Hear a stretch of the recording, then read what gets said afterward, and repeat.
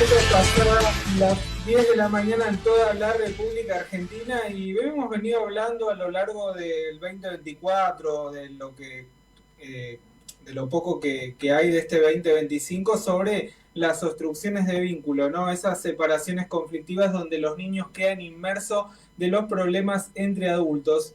Y hemos estado hablando de las consecuencias jurídicas, ¿no? Lo que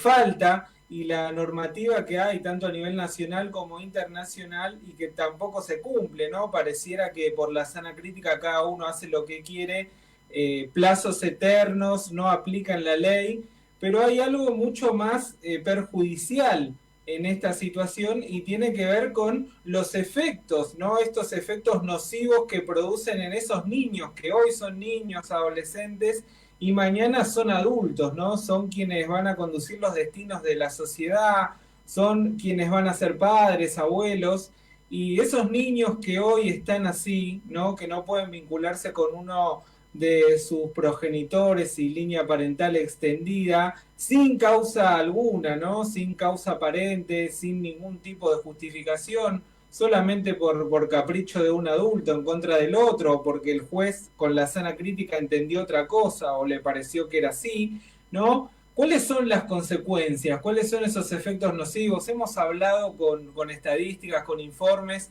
de embarazos no deseados, baja autoestima, fracaso escolar, problema de relacionarse con otros. Pero vamos a hablar directamente con una amiga entrañable de este humilde programa, una especialista en el tema, una profesional, la doctora Jennifer Egas, quien es psicóloga clínica. Muy buenos días, Jennifer. Roberto Villalobos y equipo te saludan. Hola Roberto, buen día a vos y a todos. Agradecido, sabemos que estás en otra latitud y los horarios de Argentina son distintos a donde estás vos, así que agradecido por hacerte un tiempo y por participar y contarnos, según tu experiencia, ¿no? Y tu profesionalismo, estos efectos nocivos en estos niños que el día de mañana van a ser padres y abuelos y también van a conducir los destinos de otros niños, ¿verdad? Sí, sí, claramente. Bueno, antes que nada, gracias a vos Roberto por la invitación y por abrir estos espacios que yo considero siempre tan necesarios. Hablando con respecto al tema de las consecuencias, sobre todo psicológicas y emocionales de los chicos que quedan atrapados en estos conflictos, em, vos mencionaste muy asertivamente toda esa cuestión de la deserción escolar, los embarazos no deseados, depresión, ansiedad, rebeldía, todo lo que llega después con la adolescencia y la adultez. Pero una cosa que yo encuentro es en el fondo de todo esto, en el núcleo de todo esto, son estas emociones de rechazo, de abandono, esos sentimientos de culpabilidad que empiezan a tener los menores, los chicos. Los chicos, cuando están atrapados en esas batallas entre los adultos, a pesar de que tienen noción de que algo está pasando, de que algo está mal, empiezan a tomar estas cuestiones como que ellos son los culpables o los generadores de esos conflictos. Los adultos muchas veces no dimensionan eso. Y sumado a esos sentimientos de culpabilidad, una cuestión que también es muy presente y que creo yo que es la parte más cruel de la obstrucción de vínculos, es toda esta cuestión de utilizar a los chicos como canalizadores de odios, de rechazos, de sentimientos negativos que tienen el progenitor, que por lo general es el que crea el escenario de obstrucción en contra de ese otro progenitor. Entonces, todas esas emociones tan negativas que en lugar de gestionar de manera asertiva empiezan a tirar y a poner en los chicos, genera un impacto en ellos. Y creo que en el núcleo de todos esos comportamientos que vienen después están esos sentimientos de culpabilidad y se suma a eso los sentimientos de rechazo y de abandono. Porque es el chico que empieza a pensar, ese padre ausente, esa madre ausente no está porque yo estoy mal, porque hay algo en mí, porque hay algo en mí que esa persona no quiere. ¿Sí? Todos esos sentimientos de poco valor esos sentimientos de culpabilidad son los que después se convierten en los generadores de todos esos acting out más adelante. Y yo creo que esa es la parte más cruel de la obstrucción de vínculos, sobre todo porque son chicos, ¿no? Y utilizarlos como, eso lo hemos hablado varias veces, no solo como caballitos de batalla en estos conflictos judiciales y en estos divorcios tan conflictivos, sino además como una especie de canalizador de emociones que el adulto debería poder gestionar de manera asertiva y de manera sana.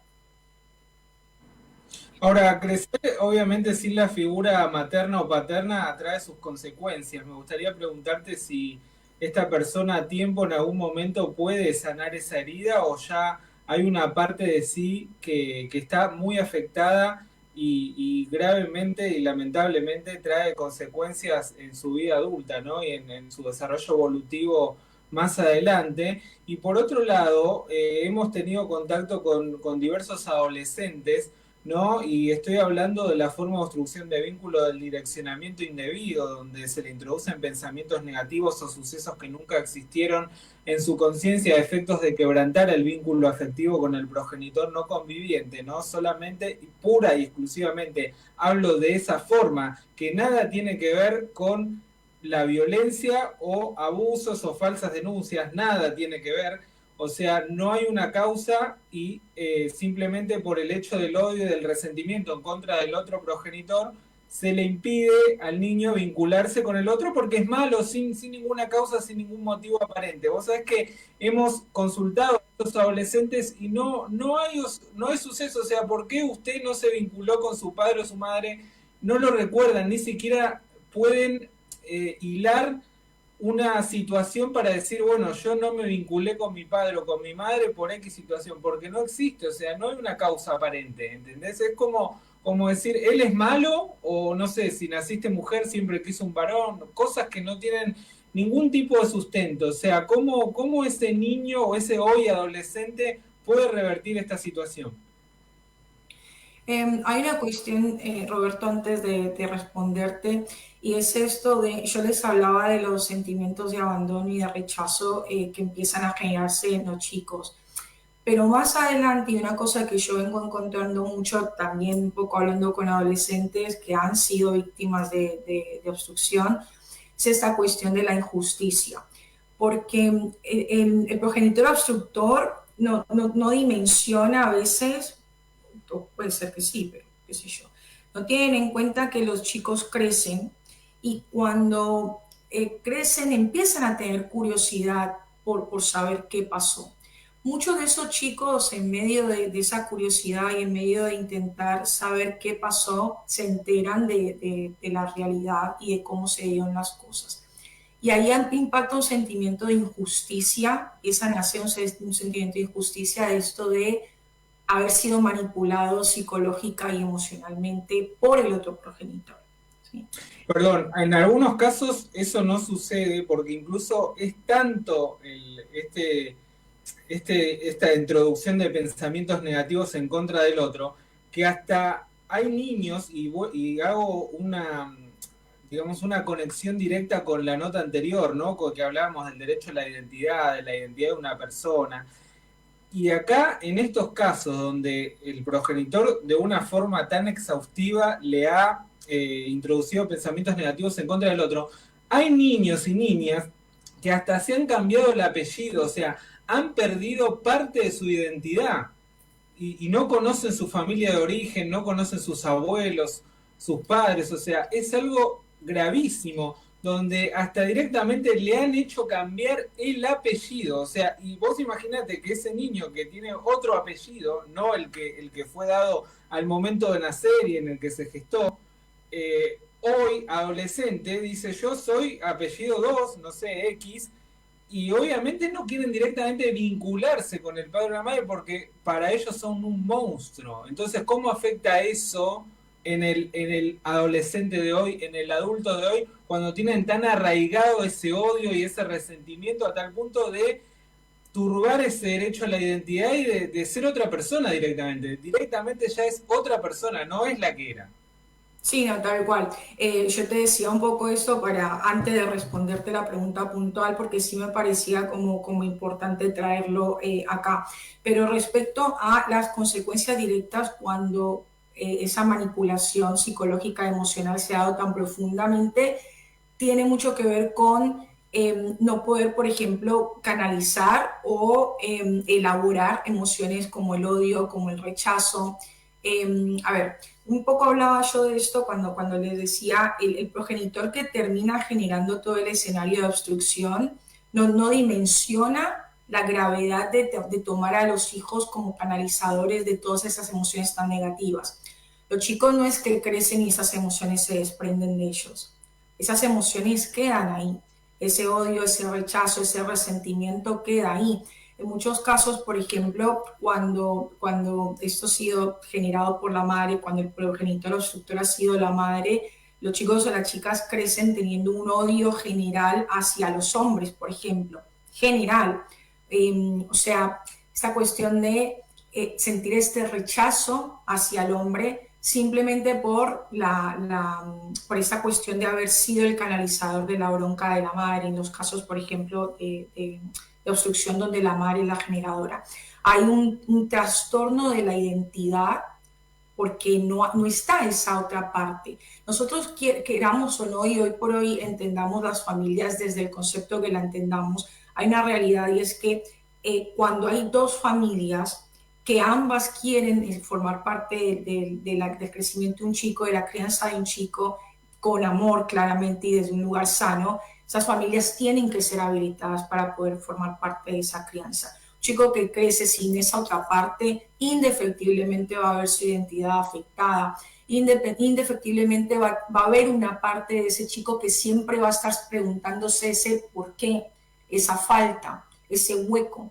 Y es ahí donde caen todos estos comportamientos tan negativos de los que vos hablabas de entrada, ¿no? Esta cuestión de los embarazos, esta cuestión, por ejemplo, la drogadicción, los episodios de depresión, los ataques de pánico, los ataques de ansiedad, vienen como consecuencia de ese vacío que hay inconsciente, claramente, porque esto no es que los chicos dicen, yo sé que esto está pasando. No, hay una parte que nunca estuvo, que forma la identidad, sea que nosotros lo veamos o no, ¿sí?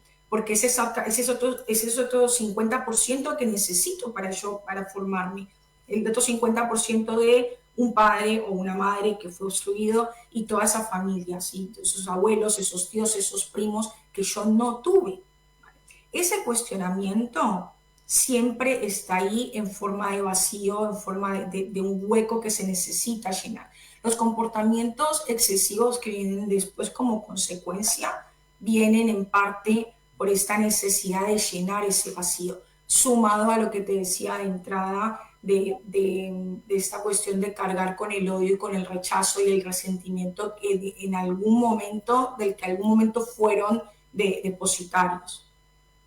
Jennifer, buen día. Diego Maggio te saluda. En base a tu experiencia, Hola, Diego. me gustaría preguntarte ¿cuán de cierto tiene la frase de Jean-Paul Sartre, somos lo que hacemos con lo que hicieron de nosotros? Y te digo en base a tu experiencia a nivel, llamémoslo internacional, no es lo mismo que este tema pase en Cuba, donde los padres no están directamente presentes, no saben quiénes son, pase en ahora el Estados Unidos nuevo, con un presidente muy firme que viene y aparentemente va por todo y la rigidez, y en un país como Argentina, el nuestro, que está en una transición donde primero se permitía todo, ahora no se permite nada, y estamos viendo cómo termina la historia, ¿no? A ver, esto es un tema difícil porque lastimosamente yo en la clínica veo consecuencias muy negativas en términos psicológicos y emocionales. A ver, por ejemplo, en los casos donde hay falsas denuncias de abuso, por ejemplo, es muy difícil lograr sacar esas memorias que generaron en los chicos, ¿vale? Casi imposible a veces. Cuando nosotros tenemos falsas denuncias de abuso, por ejemplo, la falsa denuncia de abuso, cuando el niño o la niña han sido manipulados a tal extremo, que es una cuestión cruel de todo esto, el abuso sexual, el abuso infantil, discúlpenme, es tan negativo como la falsa denuncia de abuso infantil. ¿Sí? El impacto psicológico y emocional es igual de devastador, porque una vez que está instalado en el cerebro, el chico lo cree así, y el sistema emocional y el sistema cognitivo del chico se desarrolla desde ese lugar. Entonces, cuando me preguntabas de la frase de Sartre, cuando hay una manipulación emocional y psicológica tan grande desde la infancia, eso difícilmente se pueda remover más adelante. Hace falta, sí, a ver, yo no voy a decirles es imposible, no, somos seres humanos y herramientas podemos tener. Ahora en la clínica yo lo veo realmente muy, muy difícil. Una vez que todas estas cuestiones han sido canalizadas en los chicos, una vez que el odio, el resentimiento, el rechazo, todo lo que trae el conflicto legal de los divorcios conflictivos ha afectado a los chicos y sumado a eso tenemos toda esta parte de la manipulación psicológica y emocional, difícilmente los chicos se liberan de eso más adelante. Roberto decía de entrada, son los futuros adultos, son los adultos que van a sostener este país, que van a sostener a los niños que vienen y demás, y estamos formando chicos a los que no les estamos dando herramientas para que tramiten emocionalmente de manera asertiva. Y además de eso les estamos generando un caos psicológico y emocional cuando les mentimos, cuando les manipulamos psicológicamente, emocionalmente, cuando un progenitor pretende que el chico sienta exactamente lo mismo que yo siento hacia ese otro progenitor. A ver, es muy cruel además cuando, por ejemplo, ha habido contacto con ese progenitor. Cuando los chicos han tenido un contacto, un vínculo con ese progenitor y ese vínculo ha sido positivo, amoroso, asertivo, sano, y de repente es separado de ese vínculo, ¿no? Es todavía peor. Hay varios escenarios que nosotros podemos analizar con respecto a la obstrucción, pero yo lo que encuentro es que en todos los escenarios, en la adolescencia y en la adultez, es muy difícil que los chicos logren liberarse de todas las consecuencias tan negativas que trae esto. Yo les decía hace un rato esta cuestión del vacío que queda, ese vacío inconsciente que se termina después llenando con excesos, con desórdenes, con trastornos. Es difícil de trabajar, ¿sí? Realmente. ¿Se puede hacer? Sí, se puede hacer, pero es muy, muy difícil realmente. Muy bien, Jennifer, te agradecemos muchísimo esta nota. Vamos a seguir en contacto en lo que resta de este 2025, que va a ser bastante largo, porque la verdad que tu expertise, tu experiencia a nivel internacional sobre estos temas tan delicados y como bien dije, las generaciones futuras preocupan no solo a nosotros, sino a todo el mundo, ¿no? Así que agradecerte nuevamente y quedamos a disposición para futuras entrevistas. No, Roberto, a vos por el espacio y por siempre poner este tema en la mesa que yo lo considero necesario. Una cuestión antes de terminar, que yo siempre recalco esto, yo trabajo con abuso y la obstrucción de vínculos es una forma cruel de abuso infantil.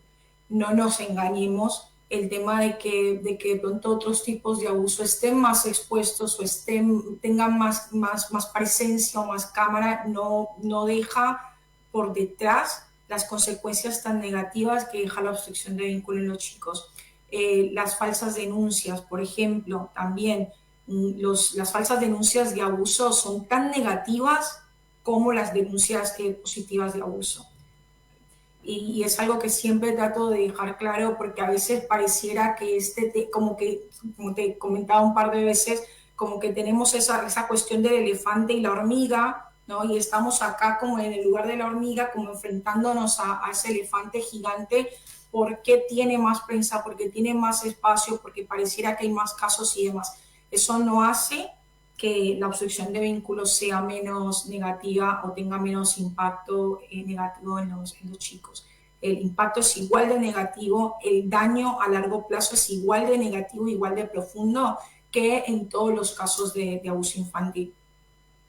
Sí, bien lo decías, ¿no? En el tema que nos compete a nosotros sobre el direccionamiento indebido, también llamado alienación parental, los efectos nocivos son iguales y el niño en su vida adulta, en su adolescencia, carga con esos mismos traumas que son irreparables, son irreversibles. Por eso siempre instamos a la sociedad toda a que no sea cómplice, porque hay muchos cómplices que rodean a este círculo íntimo del obstructor, ¿no? De aquel que impide ese vínculo afectivo con el progenitor no conviviente y línea parental, que cese con esos comportamientos, porque nada más y nada menos que está afectando a un niño y a una generación venidera. Doctora Jennifer Egas, muchas gracias. Gracias a ustedes, un lindo día.